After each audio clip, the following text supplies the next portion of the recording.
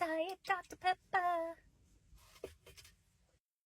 Do you know what to do if you want to buy a house, particularly your first house, and you're waiting to improve your credit score before you reach out for a loan?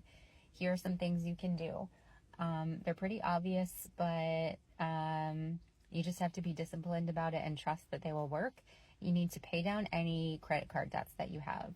So other debts that you may have, either a current mortgage if you've already bought a home, or a student loan, or even a car loan.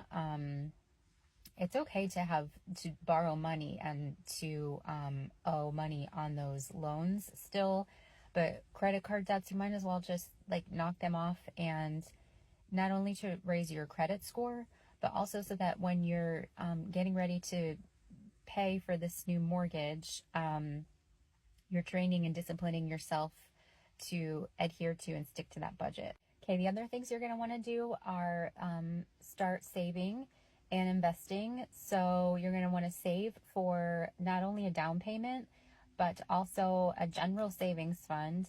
And you can organize this in different ways, whatever works for your brain and your lifestyle.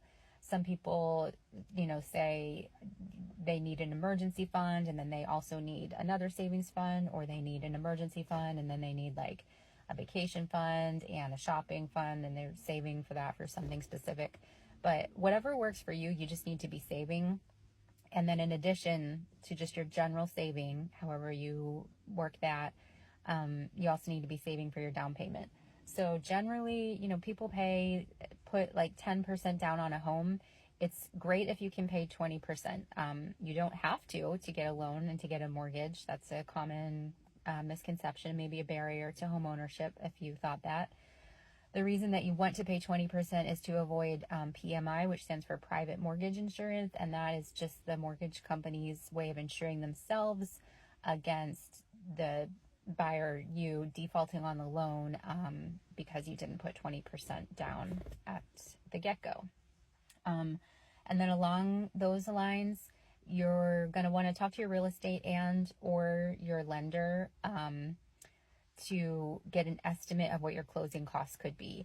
And these could change slightly over the course of your home buying process by the time that you get to the end, but they should be able to give you an estimate at the beginning of your closing costs. So you're going to need money for that as well. And then just other things to think about, especially if you're a first-time home buyer, moving costs.